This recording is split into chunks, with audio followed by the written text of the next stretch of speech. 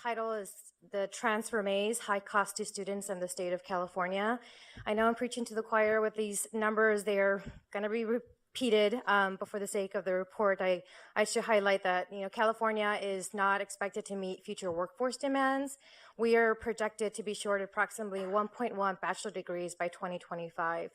And what we highlight in this report is a need for a strong transfer pathway. A strong community college transfer system is crucial, not just for the employers who need educated workers, but also for the students who are seeking a clear and affordable path to earning their BA degree.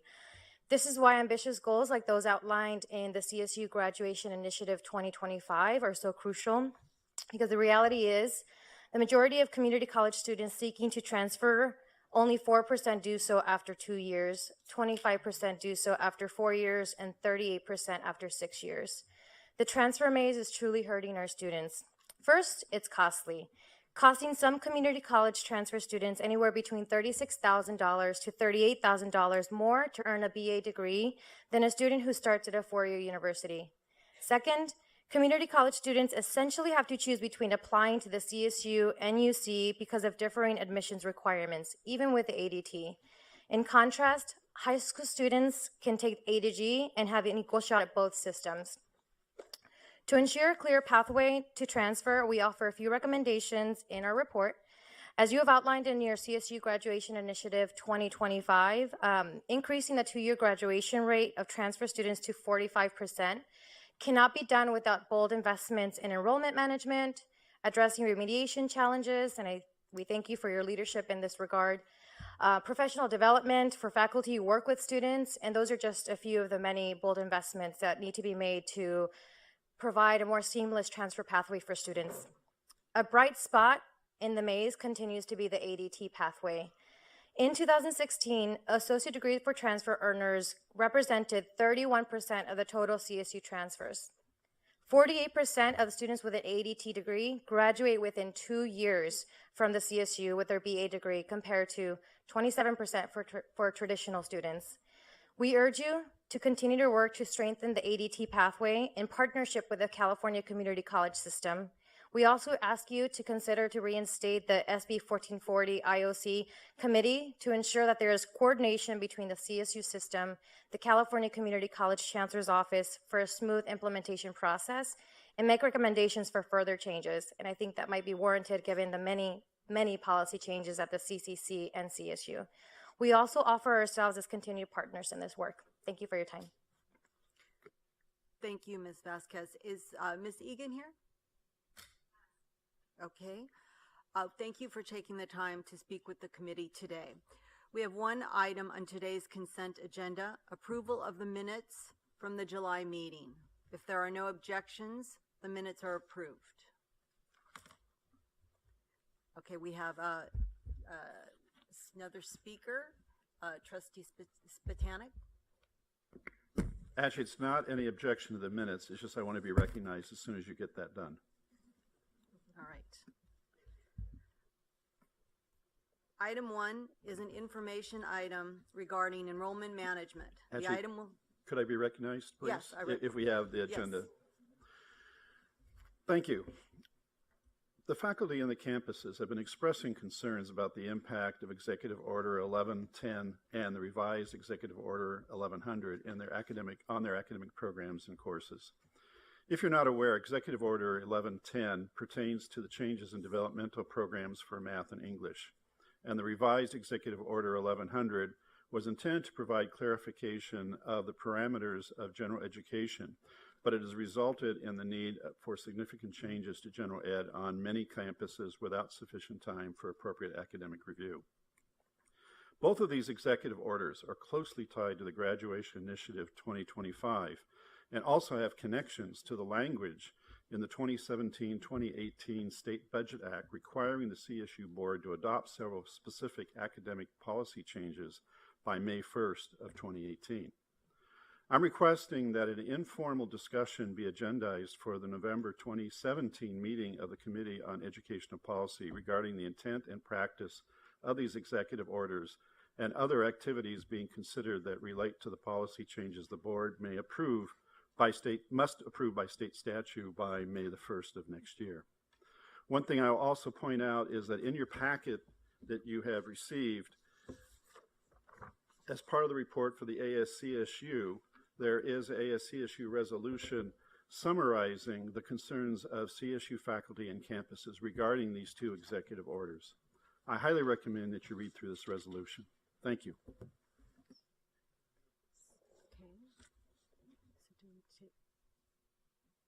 Thank you, Trustee.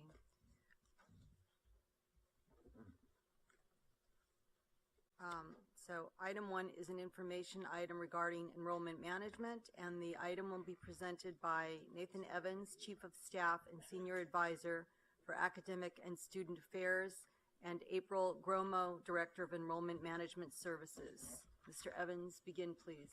Thank you, Trustee Kimball. Enrollment management is a complex topic governed by multiple state statutes and institutional policies. While it's also often considered only in the context of admission of new students, enrollment management also includes serving continuing students each year. This delicate balancing act of active enrollment is imperative to maintaining not only access to the CSU, but authentic access, where all students, both continuing and new, have the support they need to be successful and earn a high-quality degree in a timely manner. As you know and have just heard referenced, the 2017-18 California state budget called on the CSU to adopt policies related to two enrollment management topics. One, on the redirection of eligible student applications from impacted programs or campuses to non-impacted programs or campuses. And two, the prioritization of local applicants for impacted programs.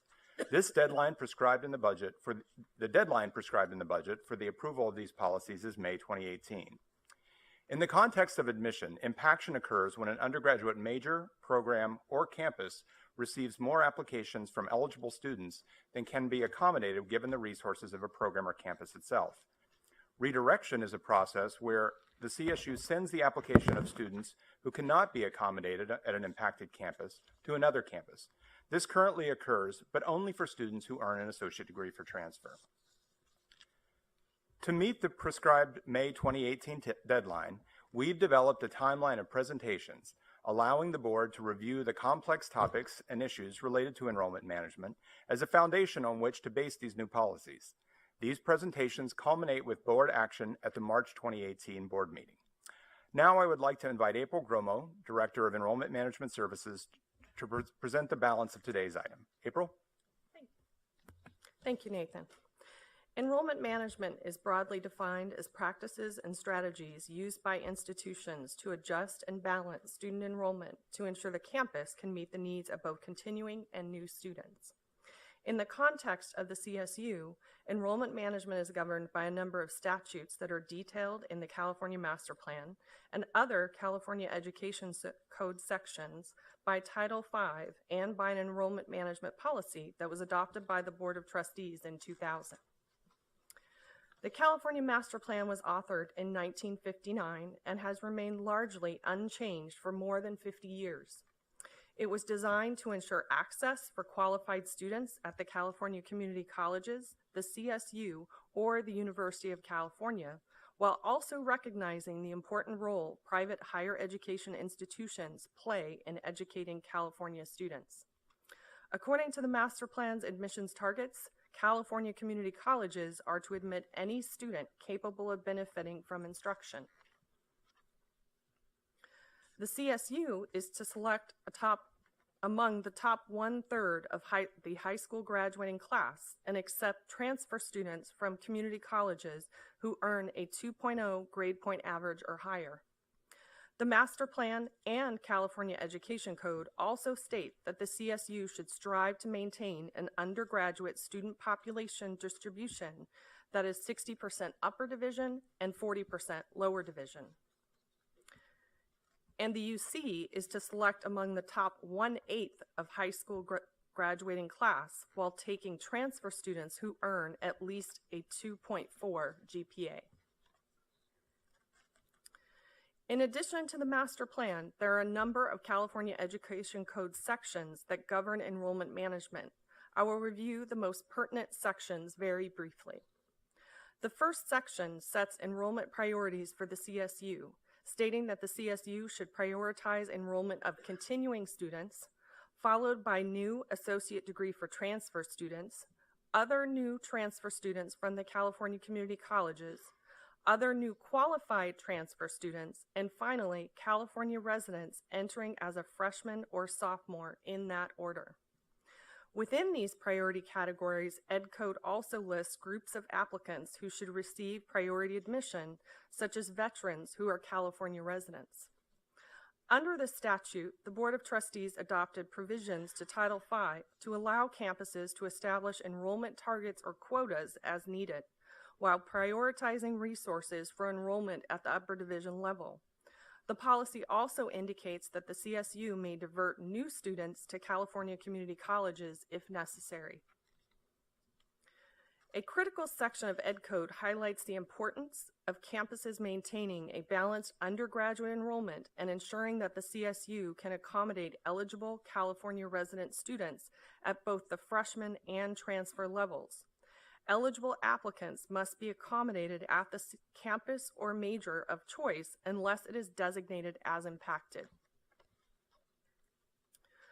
Another guiding section of Ed Code reiterates the intention for the CSU to enroll a student body that meets high academic standards and reflects the cultural, racial, geographic, economic, and social diversity of California.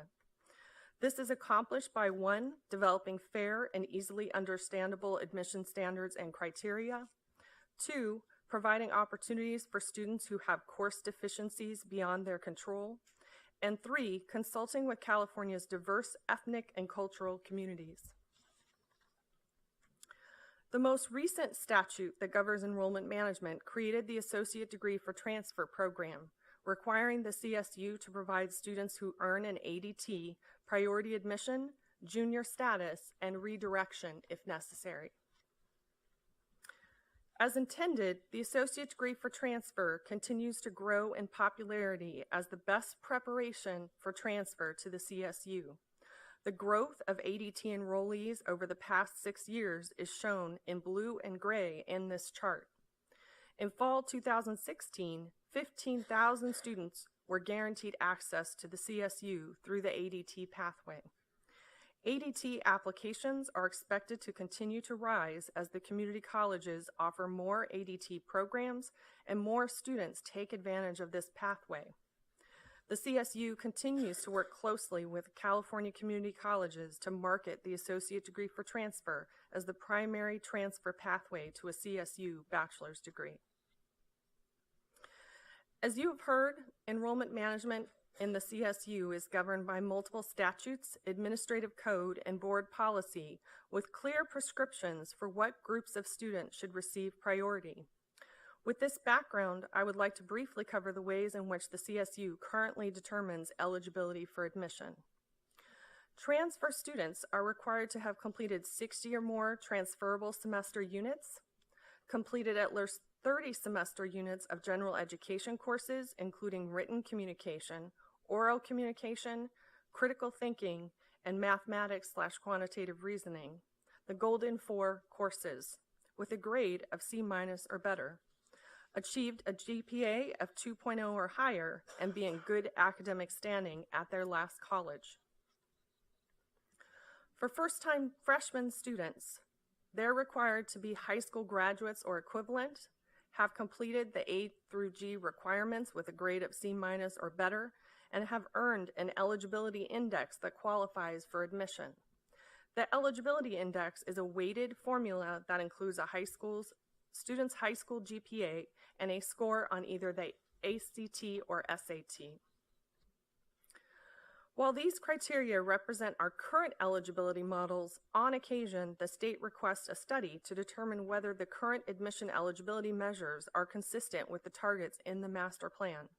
The last study, completed in 2008, resulted in the current eligibility index. In July, the Governor's Office of Planning and Research released findings from a new eligibility study. The report found that the percentage of high school graduates meeting the current eligibility requirements for the CSU has increased to 40.8%, higher than the master plan target of 1/3. There are a number of reasons for this, but a primary driver is that more students are graduating from high school, having completed an A through G curriculum and taken a college entrance exam. The same report noted that a record high 43% of public high school graduates completed the A through G pattern of college preparatory courses. This eligibility study will be an important anchor in our future enrollment management policy development. I would now like to turn it back to Nathan for closing thoughts. Thank you, April.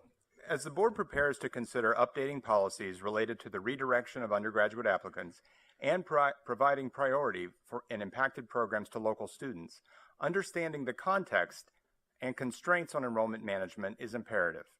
Equally important are the findings of the state's recent eligibility study. These findings, that the current criteria for CSU capture more than 1/3 of high school seniors, suggest that according to the master plan, the CSU needs to review our eligibility threshold. But we must also consider other factors. For example, it is clear that the ongoing push to have more students graduate from high school eligible for college has been successful. This is great news not only for these students and their families, but for our state. We know that meeting California's future workforce demands will require both improved college graduation rates and also increased university enrollment. Building this capacity at the California community colleges, the CSU, and the UC will require appropriate resources. This is an investment worth making, however, to best serve California students and California itself. Ultimately, the state must decide what the future post-secondary educational needs of California will be. The legislature recently launched a select committee to revisit the premise of the master plan and will continue that dialogue into the coming year. You'll hear more about the first master plan hearing during the Committee on Government Relations today. At the same time, as we develop new policies to meet the budget directives, we will consider how the CSU can best serve continuing students while offering robust pathways for transfer students and providing opportunities for new first-time freshmen. In November, we look forward to continuing this conversation with a presentation on specific strategies employed by campuses to manage enrollment. It is our hope that these background presentations will provide the support the board as you prepare to consider proposals in January and March. Trustee Campbell, this concludes our presentation. Executive Vice Chancellor Blanchard, April, and I are joined by Eric Forbes, Assistant Vice Chancellor for our Student Academic Services, to answer any questions you may have at this time. Deeper dive on enrollment management. Are there any questions or comments? Okay. Trustee Nylon, then Chair Eisen, and Trustee Melendez. Thank you, Chair Kimball. Very interesting report. I appreciate all the hard work that's gone into this. What was of particular interest to me in the item was on page 7 of 9, which talked about a chart indicating 2016 undergraduate applicant outcomes for first-time freshmen. What was particularly interesting is that for the fall term of the 587,000 who applied, 302,000 were admitted, but 148,000 are CSU eligible but denied. That equates to roughly a quarter. To me, that's a surprising number, indicating that, and maybe I'm reading this wrong, that this is the sort of number that the legislature and the rest of the funders need to see, because my guess is this is going to continue to increase, and the fact that we are not having enough graduates means that the system, either primarily due to financing and impactment, is not allowing the total number or some total number of students to actually be admitted who are eligible for the system. Have I read that statistic correctly? Let me start by providing one clarification on the table that you referenced. The data that is included here includes duplicated applications. So while yes, our entire applicant pool for that particular term is referenced, a student applying to more than one campus is referenced more than once in those numbers. But the point that you're making is absolutely correct, that there remains a significant number of CSU eligible students, even when we unduplicate those numbers, that are not being offered admission. Now, a percentage of those, last year it was about 73%, chose to only apply to one CSU campus. Those students might be also applying to highly selective campuses, to UCs and others. But as we disaggregate those numbers, there are a group of students who that are not admitted to any CSU campus that don't appear to be enrolled in any campus that for the particular term that they applied. Chair Eisen? Also on page 7, there is a description of the eligibility index that you referenced in your comments. And apparently there's a very precise formula for determining the eligibility index. What I'm wondering, is that set by statute or is it by board policy? In other words, is it alterable by this board or does that require some state action? It does not require state action. The state action is set to sort of 1/3 group, percentage target for enrollment, and so it is allowed the respective systems to then set the eligibility criteria to meet that. And as we described in the presentation, with the new and most recent information we have from this summer's eligibility study, it would be a natural time to revisit that index and that calibration. Trustee Melendez? Thank you. I guess I'm really excited as a K-12 educator to hear that we're moving the needle when it comes to eligibility of our K-12 students, our graduates, into the system. But like Trustee Nyland, I'm I guess concerned about the huge number of students. And I know these are duplicated. Do you have unduplicated counts of both? In this chart, it was the first-time students, but on the next page, it's the transfer students. Unduplicated amount of students that we, number one, are eligible but denied. And is it possible to get the number of the students who end up not applying for community college or another university? So who are the students that are left, behind without being able to get into any university? So when we have looked at the most recent set of data for fall 2016, which is the most comprehensive we have because right now we're still calibrating actual enrollment for this fall, there were about 7,000 unduplicated individuals who did not appear at any college or university for fall 16. Okay, and that's both as transfers? That's inclusive of freshmen and transfers. It's a fairly close split. I don't have the... Go ahead.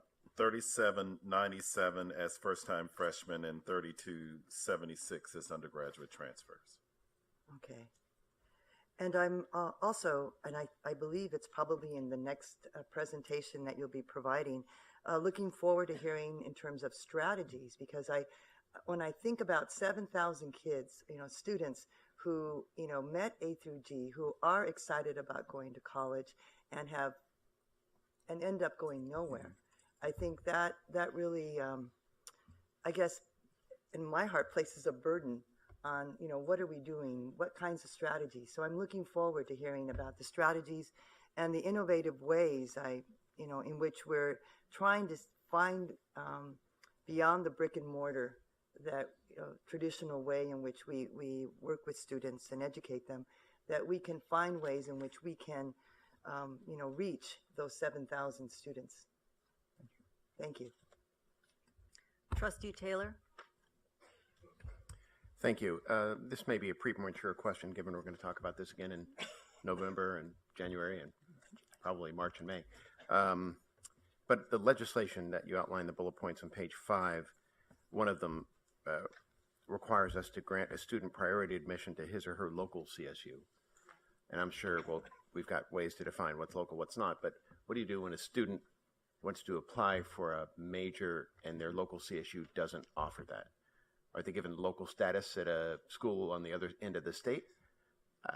How do you help that young person not get blocked out from pursuing a career that they may otherwise be prepared for? So if a student is interested in a major that their local CSU does not provide, then they would be able to go to an adjacent CSU that provides that major. So for example, if Cal State San Marcos did not provide a major, the student would be able to apply to San Diego State. Okay, and they would have quote unquote local status, That's even correct. though they don't live in the catchment area necessarily. That's correct. Okay, thank you. Trustee Reyes?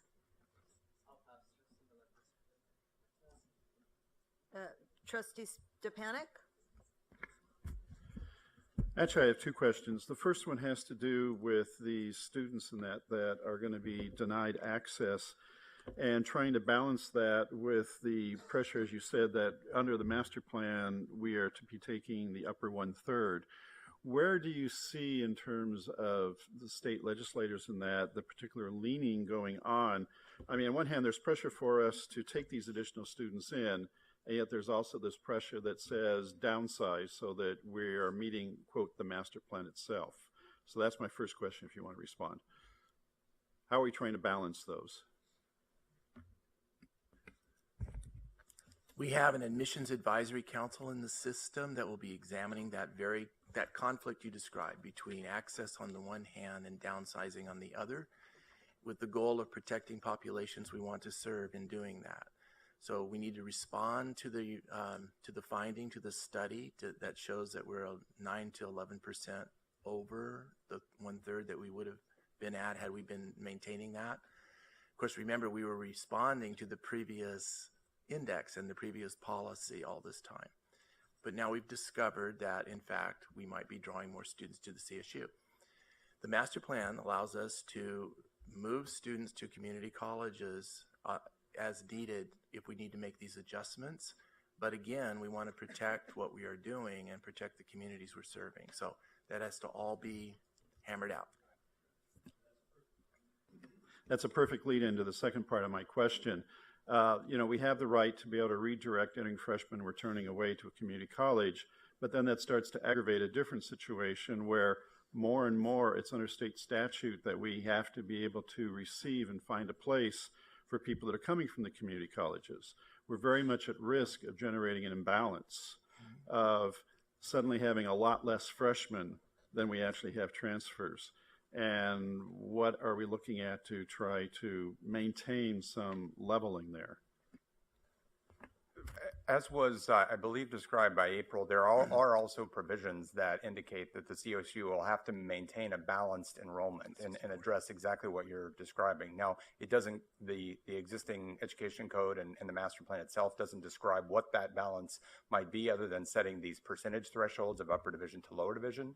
But it does recognize that individual campuses have to strike that right balance for the reasons that you're describing. And so that will also be not only a part of the conversations, as Eric described, within the Admissions Advisory Council, but certainly as the conversations in Sacramento continue, as played out even in the initial hearing on the California Master Plan, that sort of need to have that balance of access will be a common theme in that arena as well. I'd like to just quickly add that as you know, the graduation initiative goals were really based largely on the ability for us to meet projected workforce needs by 2030. And so with that, we're very clear that with all the work that we're doing on the completion side, that does not represent the full picture, that we definitely have to pay attention as well, equal attention on the access side. Meaning that we will need to give careful consideration to a growing number of students that we will need to accept in order for us to meet the ultimate goal by 2030. Accept with funding is the ultimate goal that we'll reach, that we're aspiring to reach. And so with that, that is another factor that will be considered by the Admissions Advisory Council as we move forward. And you hear more from the work of that group in subsequent meetings that we will be having. I had a quick question as to the growing amount of high school students that meet our criteria. On the other hand, it's my understanding that we are going into a period of decreasing high school or elementary school population, so that at some point we'll be meeting and the numbers will, I guess, be stabilized and start to drop as to total applicants to Cal State. Is that correct? You're correct that is absolutely correct, that right now we're sort of in this period of plateau of high school graduates. It is forecast into the next decade to begin to decline. But at the same time, what we're seeing is even though the total population of high school graduates is declining, at the same time, we've been seeing increasing percentages of those students meeting the benchmarks of A through G. So while the total number decreases, the percentage of students that are satisfying the college prep requirements is increasing, sort of offsetting that decline in totality. Right. So my point is, though, if we're looking at our mandate is 33, a third percent, even though the numbers will drop, we will continue to be above a third, Yes. correct? Yes. Okay, very good. Trustee Farrar? Oh, yes. Just a couple of really quick questions. Of the local students, speaking to what Lily was talking about, eligibility, we're above. Are we meeting at the campuses all local eligible students? And then the overflow, do you understand what I'm trying to say? The overflow Yes. would be from non-local Non-local. students? We do have some campuses that are at a point that they are not even able to accommodate all local students, yes. Do you know And how so many they've redirected. campuses, There are 6 campuses that Okay, I are can impacted, figure out. have been impacted in all majors, and so students not even even from the meeting. local area are not guaranteed a spot at that CSU. Gotcha. Also, do you know, on the average, what is the percentage now of out-of-state students that are being accepted? I know it's always been, under 5%. The total inclusive of both out-of-state and international is about 6% total. Okay. And that comes after the 5th category of eligible freshmen, or eligible freshmen out of state, or does it eligible transfers out of state, or how does that work? It is not delineated in terms of Okay. freshman versus transfer, but it does fall after California residents. One important consideration, and as you examine that list of priorities, when that was set, the state of California still funded all FTS in the California State University, even non-resident FTS. That did change 10 years ago, at least more than a decade ago. Right. So those priorities were set at a time that the state even invested some dollars for non-residents. That is no longer the case. Okay. Thank you. Trustee Abrego? I have several questions, but I agree with Lauren that enrollment management is also not only about access, but exit as well. So graduation is a very important role and component of enrollment management. Back to table on page number, the one that indicates the 2016-2017 undergraduate applicant outcomes. I'm curious to know what the enrollment yield is of the 589,588 applications that the CSU received. Those individuals that actually showed up on first day of class. Also, on referencing the impaction, how effective is that restricting the regional or the recruitment of students from the regional area rather than statewide? Is that really having an impact on how we control enrollment management? The reason I asked it is because you may have a community college that is in another county, for example, it's only 5 or 6 miles away from a CSU campus, and you might have a community college within the county, 20 miles away, but those students get priority admission over a community college that's in another region or another county. So my question is, has that really helped in controlling enrollment for the campuses? And then the third question is about the eligibility index. Do we use any other criteria besides the ACT or ACT test score and the GPA? Is there consideration to the schools from where these students come from and making admission decisions? What other criteria is in the mix of making a decision to admit a particular student? So I'm happy to take a first pass at all three, and then my colleagues can all chime in as needed as well. Your first question in terms of the yield, the total number of new undergraduates that we had for this particular term that we're looking at here was a little over 100,000. And that was split about 59,000.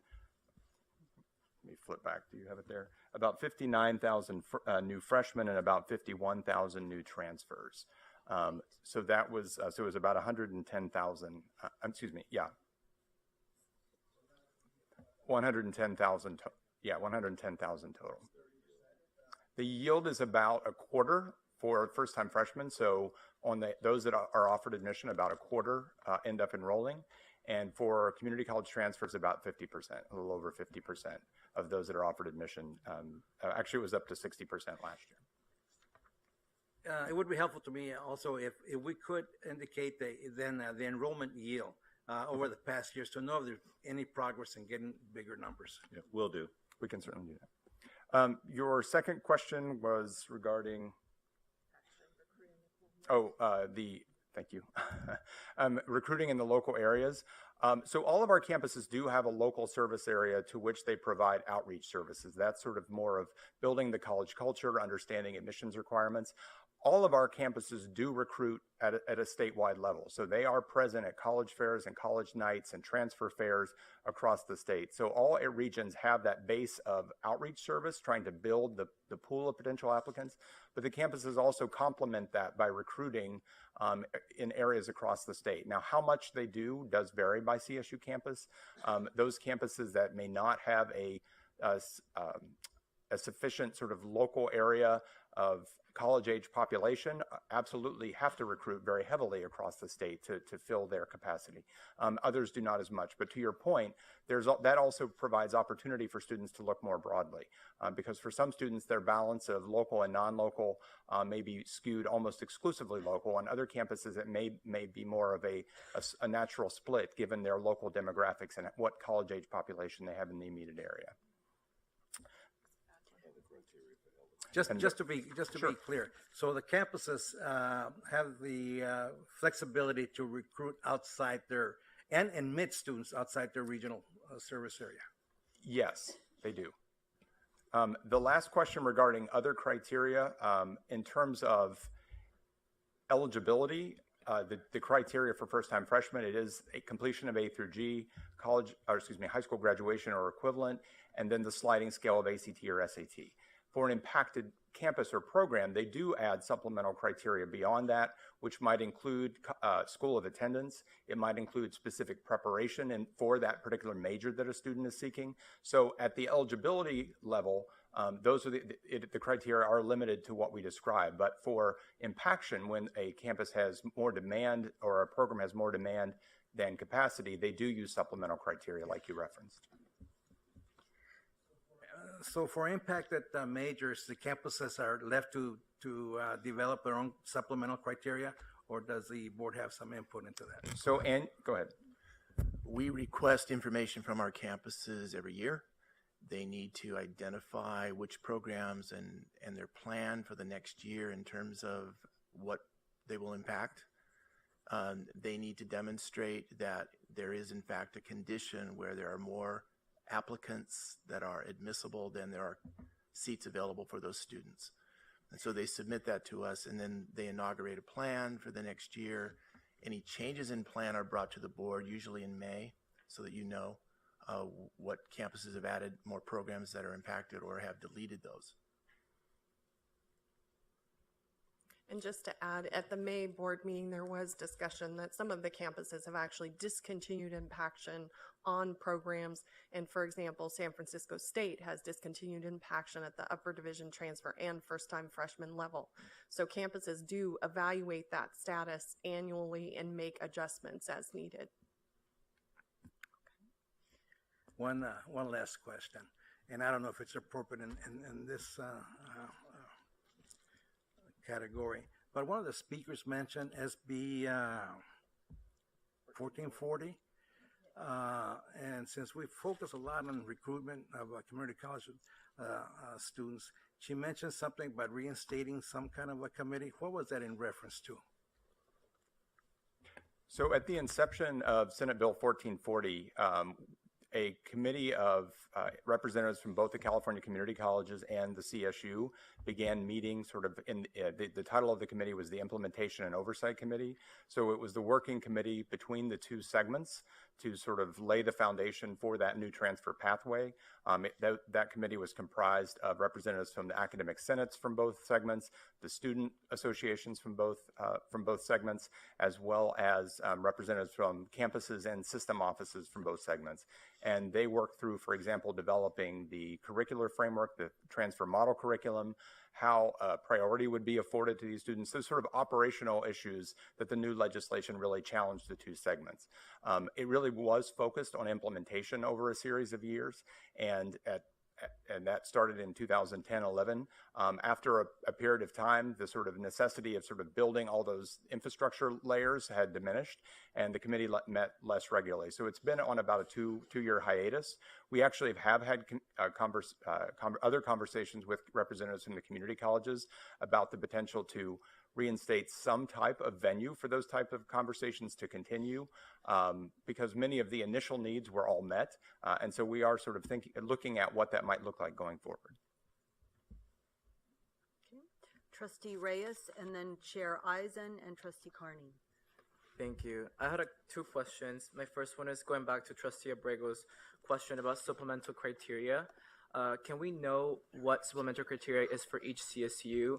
And just going back to his question, does the board have a say on that supplemental criteria? And then my second question is going back to the 6 campuses that do not guarantee admission to local students, how are the students and their families informed about that they will not be able to attend that CSU, and what are their other options? So regarding your first question about the supplemental criteria, what is in the existing, attached to this board agenda item was the current board policy from 2000, which at a high level outlined the framework for different strategies that campuses would use for enrollment management, including impaction. Certainly, as the board works through these items, particularly as we talk about prioritizing local students, it would be absolutely appropriate that that high level policy outline the types of criteria that might be considered in campus admission policies.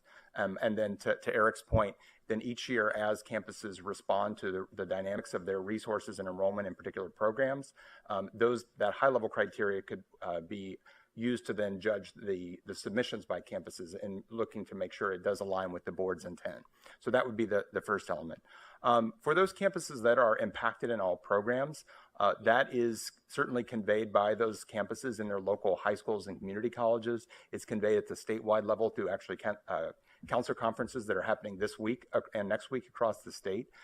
And a lot of it has to do with school relations and working with those local areas to make sure, particularly if a campus knows that it's not able to accommodate all students at the freshman level, to make sure that they're also conveying opportunities via the transfer route. And so, because there are guarantees built in, like the associate degree for transfer, that provide that natural avenue as an alternative. Chair Eisen.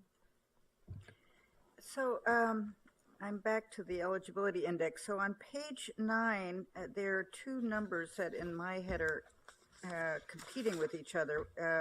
At one point, we say that the percentage of students who've met the A through G has risen to 43%. And then at another point, we say that the percentage of high school students eligible for the CSU has increased to 40.8%.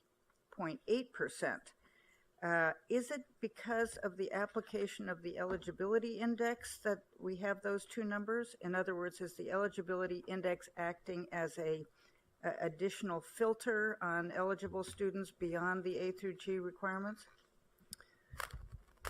Yes, that is correct. So the eligibility index is currently set based on the study from 2008. And so we're seeing, based on the results of that study, that we're actually taking more students in. But the students that meet the A through G, so the 43%, also include UC students as well. Okay. So sort of back to my original question, it's my understanding from what you told me earlier that the eligibility index, what factors make it up, how we weight them, etc., is within our control. So when you, and whether those are the right factors, you know, I'm sure somebody's given that great thought, but now that we're talking about strategy, or will be talking about strategy in the November meeting, are you going to be giving us some information at that November meeting about possible ways to adjust the eligibility index and what factors might be included in the eligibility index, because that's clearly an important filter. And we don't want it to filter the wrong way. So the November board meeting, we hope to address additional enrollment management policies, some of the things that we've talked about here today. So not only our additional admission criteria and impaction, but also some of the strategies that campuses are employing to meet the graduation initiative and move students along. The goal would be to work with the Admissions Advisory Council to come up with a recommendation that would be presented in January based on all of the things that we've talked about today. The study that was done in 2008 and the study that was just done, the state of California is in a much different place. And so we really need to determine, do we need to abide by the California Master Plan and up our eligibility index to cut that 7% of students, and what detriment that has to our current communities and to the students that we wish to serve. But of course, we need to balance the funding issue as well. And are we going to get additional funding to support those students? And I would add to that, as the Admissions Advisory Council has been meeting and brings forward proposals for this discussion, or for discussion in this venue, I think to your point, there will be sort of a range of different scales, indices that can be developed as models. They're sort of the most simplistic way would be to simply use our current index and adjust that and then get down to a third. But to April's point, we already, as we begin to model that immediately has detrimental impacts in terms of some of the other missions of the CSU around access. It plays out differently geographically. It plays out differently socioeconomically. And so doing all that modeling to find the right balance of factors is absolutely critical, and something that the Admissions Advisory Council will sort of be an initial incubator for that modeling to bring options to the board for further discussion. Trustees Carney and then Norton. Thank you, and thank you for this report and this discussion. This has been really informational and good. I'm wondering about long-range planning. As Trustee Kimbell pointed out, there's a lot of talk about the number of high school graduates declining over time. Nationally, some colleges are having a lot of trouble reaching their enrollment targets, that kind of thing. So we must do some of that. Are there other parts of state government looking at this, Office of Planning and Research, or, I mean, who looks at the long range here? What capacity we're really going to need, 5, 10, 15 years out, and how these enrollment management decisions that we're talking about now kind of impact this? So I will begin, and I'm certainly welcome other comments. There are sort of, as you alluded to, a number of different offices at the statewide level that are looking strategically at particular elements. This eligibility study came out of the Office of Planning and Research. The Department of Finance does some forecasting in terms of high school graduates. There are other external groups that also do some of that projection as well. And so, as was mentioned during the item presentation itself, the legislature actually began a select committee on revisiting the master plan and having this broader conversation about the needs of California, and as that may change in the future in terms of workforce demand. So there are multiple venues in which this is occurring, and what was highlighted certainly within that first meeting of the select committee was the need to sort of bring these conversations together sort of for broader planning. As has been highlighted in some of the budget and finance conversations here, there's already a disconnect in the timelines annually for the sort of budget making process for the state, and the need for our institutions and the UCs and the community colleges as well to be responsive in enrollment planning. And so the need to have some longer range forecast is absolutely critical. So yes, those are occurring in different places. What I will also share, as you referenced, a number of states across the country would die to be in our situation where we have this excess demand as a state. And in fact, we see migration of students from California, particularly to other Western states, to attend colleges and universities for other opportunities. we as a state haven't really been challenged to go beyond right now much of the traditional college age population. Other states are heavily looking at the significant number and percentage of the population that has some college, no degree, and taking other strategies to bring those individuals back into the educational system. Certainly that is happening across our campuses, but not to the extent it might be happening in other states that really have a decline, already are seeing a decline in the traditional college age population. So there are certainly a lot of options out there for sort of on the longer range horizon, but those conversations there's a need to intersect them to have a more holistic conversation. Well, I think it'd be helpful at some appropriate time to have a presentation to the board about those thoughts about the capacity that the CSU will need over the longer term and how we hope to meet that. Thank you. I know it likely goes without saying, but certainly at the micro level as well, that each campus can be clear about its enrollment goals that it's setting, long-term goals that it's setting as well, that's oftentimes based in their strategic plans. And so in addition to looking at enrollment management at the macro level, I don't want us to lose sight of the fact that a lot of that occurs directly on the respective campuses. Trustee Norton. I notice in the chart on page 6 indicates that there has been a steady growth in the number of students transferring in under the ADT program over the course of the last few years, and a commensurate decrease in students who are simply coming in with an AA or an AS degree. I'm curious to know what specific steps are we anticipating taking in the future to continue to encourage the growth of that ADT program? So we currently engage with the California community colleges in a lot of promotion of the ADT.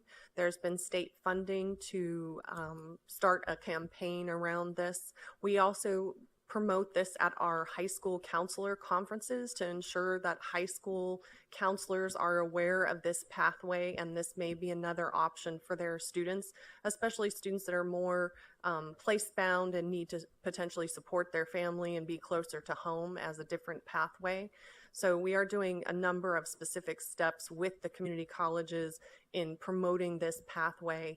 And also it just happens by word of mouth. Students are successfully transferring to the CSU, and so they're working with their friends to encourage that process. We're also working with the community colleges in one of our recent meetings to make sure that the degrees that we think need to be provided from an ADT perspective are being provided to for campuses. For example, computer science and chemistry are a couple of areas where we think the community colleges can offer more degrees in those areas and increase the opportunities for us to get more ADT students in those areas. Thank you. Any more questions or comments? All right. I had a question about impaction, just to get the numbers straight in my head. So we have, at this point, I understand from what you said before, this is all in flux as courses are added and impaction maybe is resolved in some majors. So at this point, though, there's 16 campuses that are impacted in all majors. Is that correct? There are 6 campuses that are impacted in all majors. Did I say 16? Yes. 6. I meant 6.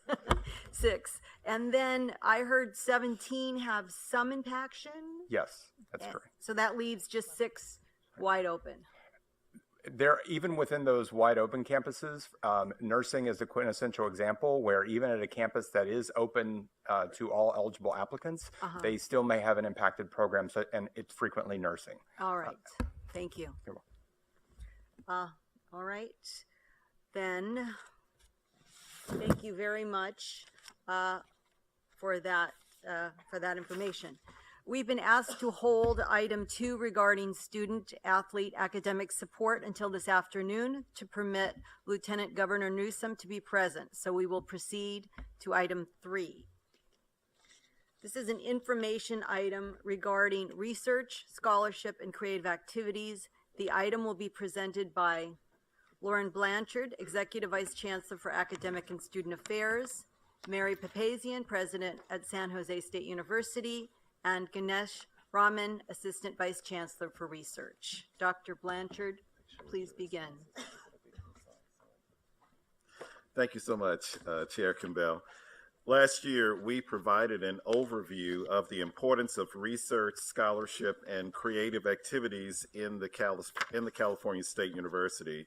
Today, we will provide an update on these activities and take a closer look at several ongoing initiatives aimed at ensuring students are well positioned for the workforce of today and tomorrow.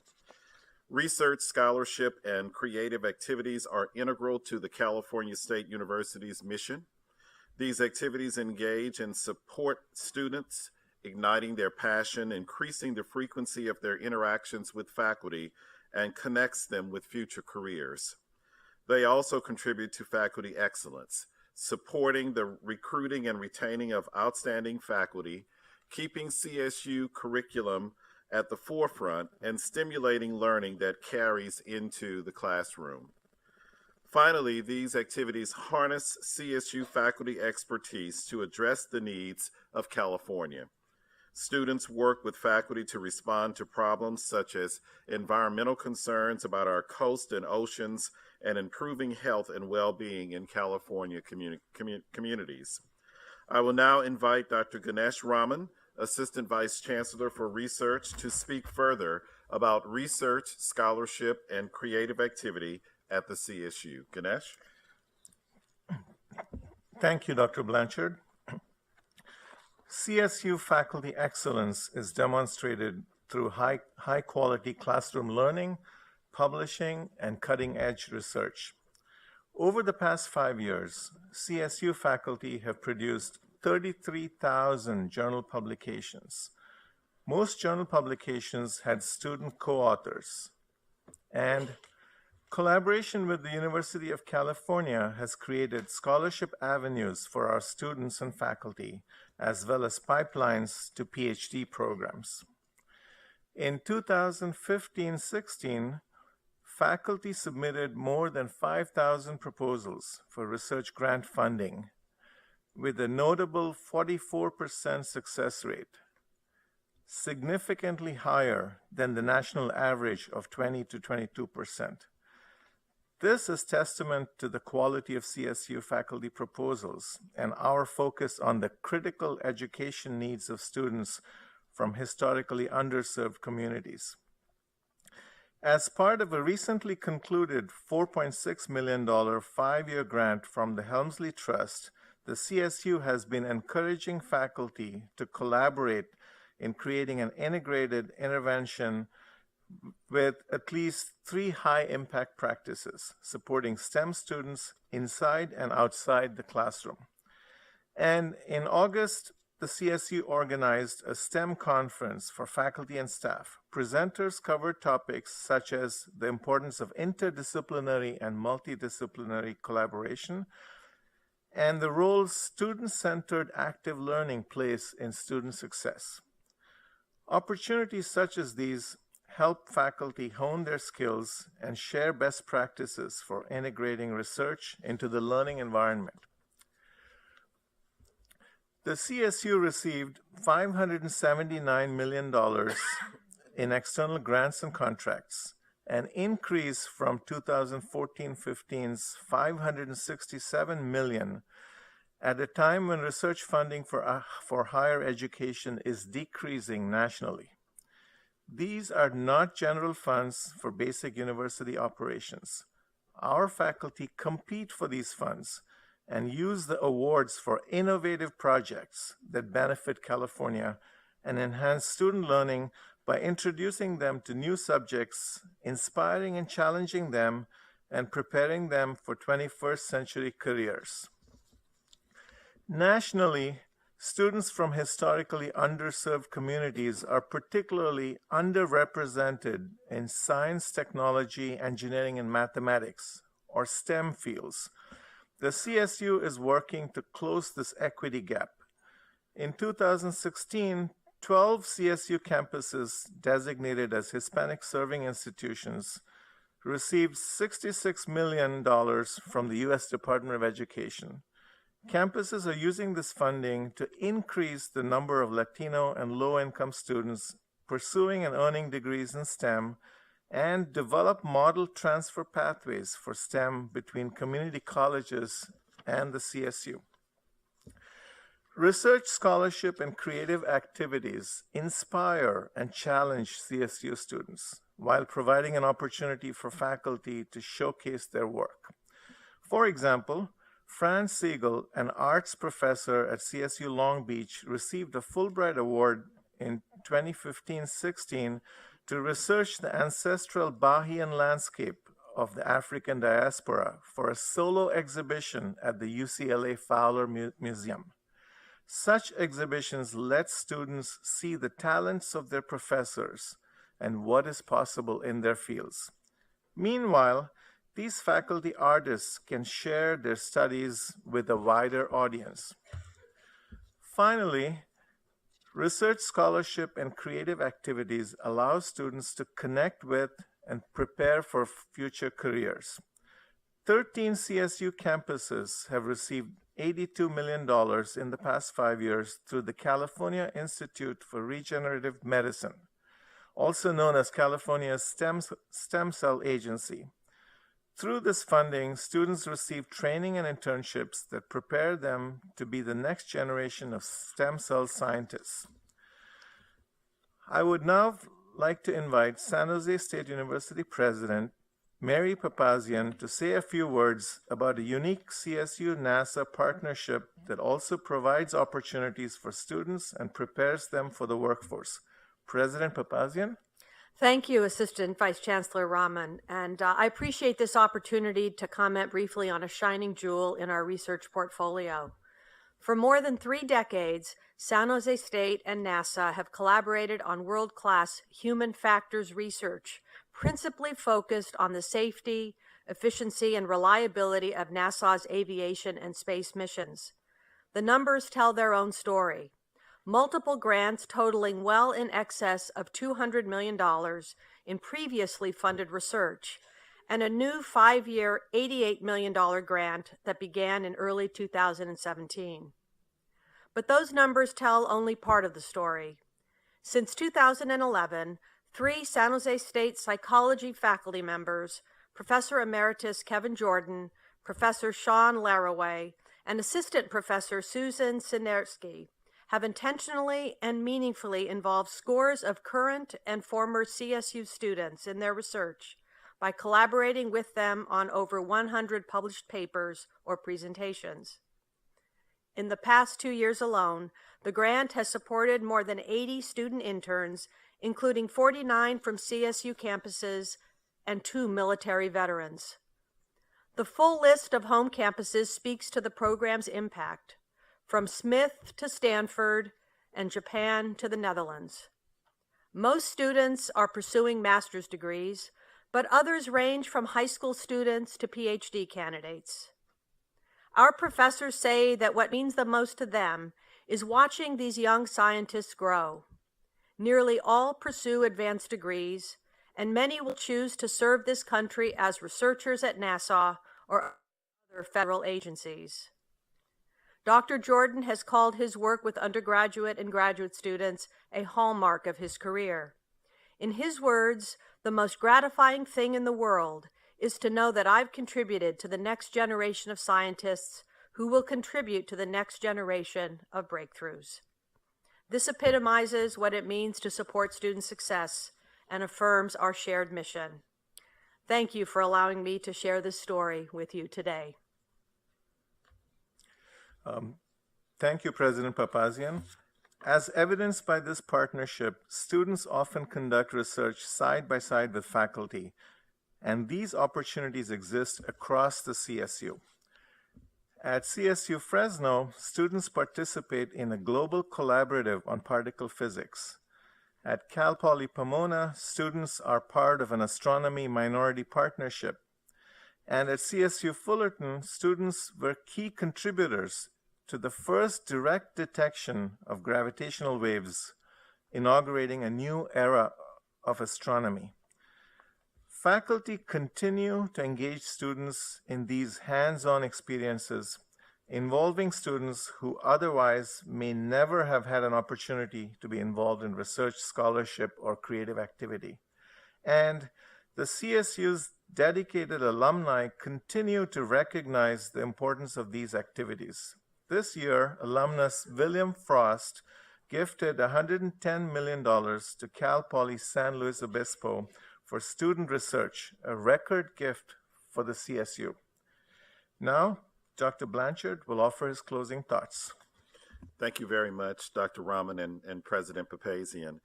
Through research, scholarship, and creative activities, CSU faculty and students are advancing our understanding of the world and meeting the needs of our local communities, California, and the nation. These activities provide faculty opportunities to excel in their disciplines, as you've just heard expressed, while also contributing to student-centered active learning. This student-focused learning engages students, helping them to be successful, earn a degree, and be prepared for their future. Chair Kimbell, this concludes our presentation, and we are now happy to address any questions or comments of the board.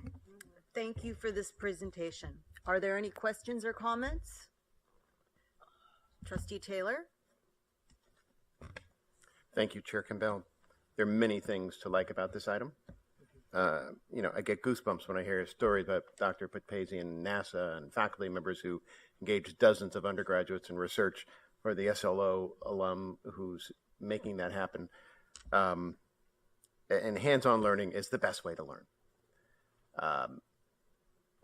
But to me, it's a red flag when there are institutions that where faculty spend more time on research and less time on educating undergraduates.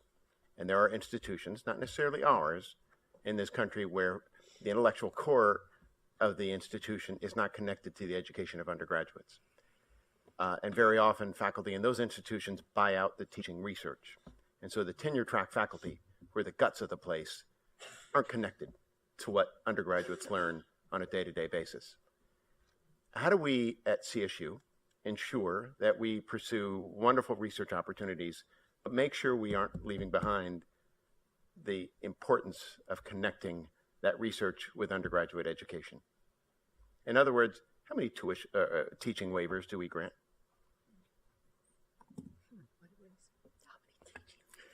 Yeah, so the way I view it is that unlike some of the R1s where the research is so intensive, the faculty member's primary focus shifts to research and teaching and becomes incidental.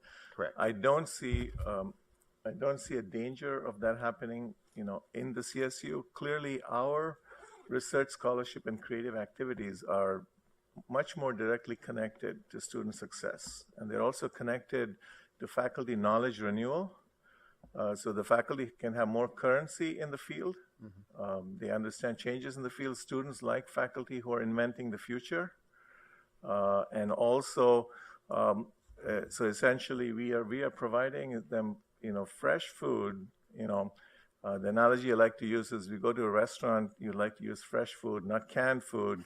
and classes after many years can become very canned. Yeah. And then when you turn it around, there needs to be a use before date.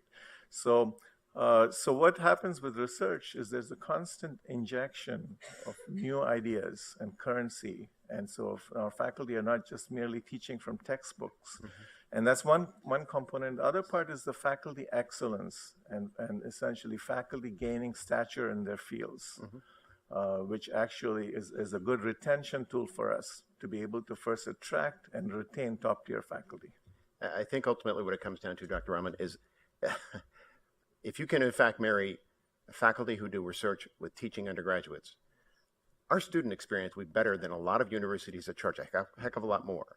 Our students will be better prepared for future success under that construct. But there's a real danger of going the R1 route. And I just want to make sure we are 100% vigilant to ensure we aren't headed in that direction. Thank you.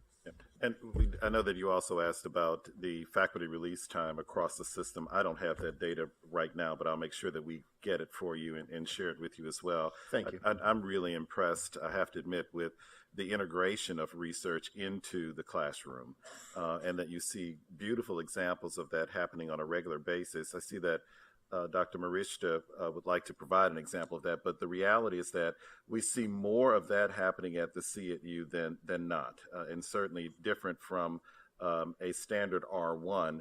It's that kind of integration of the kinds of knowledge and skills gained, as you just heard Ganesh said, through research, that students get the unique opportunity to be engaged in that directly in the classroom and in research labs as well. Dr. Marista? Yes, I'd like to second that in terms of the participation that our undergraduates. If you come to our campuses and you go through every one of our 23 campuses, the undergraduates get an inordinate amount of participation in the research grants, in the classroom with the faculty members. That doesn't occur, as a proud alum of Cal, doesn't occur at UC. One of the best things, one of my students, when I first got to Cal State East Bay, came up to me and said, I want to know how to give back. I said, have you graduated? He said, no. And I said, why do you want to give back? He said, I'm a biological sciences major. When we went to apply to college, my buddies and I all applied to Cal. They got admitted and I didn't. They said, too bad you're going to get a second-rate education. He said, from my sophomore year on, I've been in the lab with my professors every year. My buddies at Cal pay for lab time outside the university and not with their professors. So he said, that's the experience I got. And I believe on all 23 campuses, our undergraduates get that kind of experience that you're talking about. It does happen, and it happens right now because of these types of grants and because of our faculty working with our students so much. That's a wonderful story, and it's the kind of thing I think we as trustees want to support and do as much of as possible. Because again, I think, boy, the value of a CSU degree just goes up exponentially with those kinds of occurrences happening. So thank you, President Murchida. Very helpful. Thank you, Lauren and Dr. Ramesh. Thank you. Yes, I've heard similar stories. Long Beach, when I toured their marine biology lab. I think it's a delicate, difficult balance, but I think that we're doing a good job in including the students.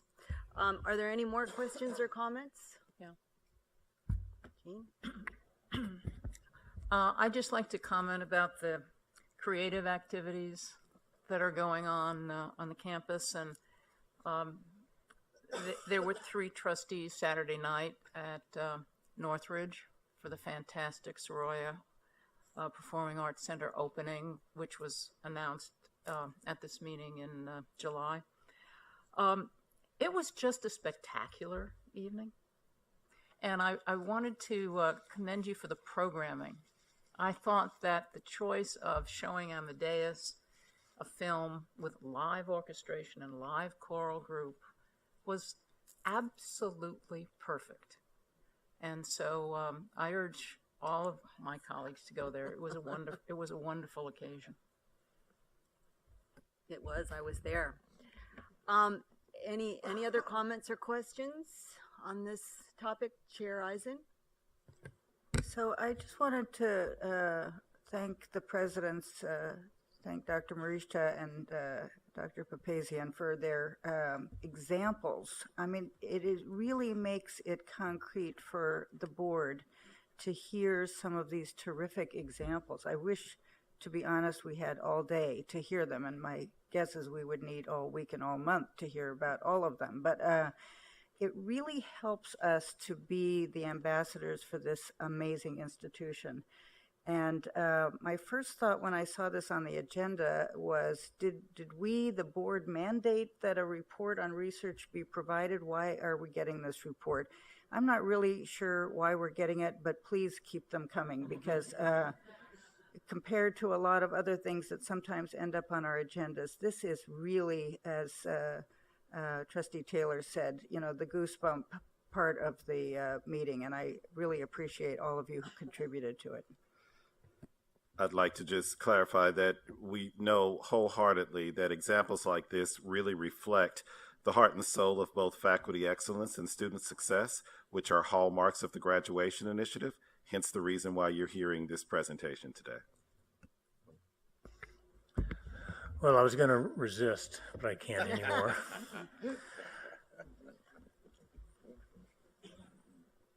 There are these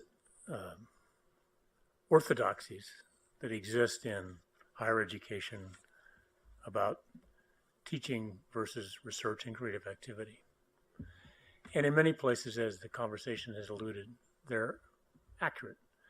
But even within the great Research One institutions, and having been part of the faculty at Michigan and Berkeley for some almost 23 years combined, there are many faculty there who are as committed as CSU faculty to integrating mostly upper division undergraduate students and then graduate students.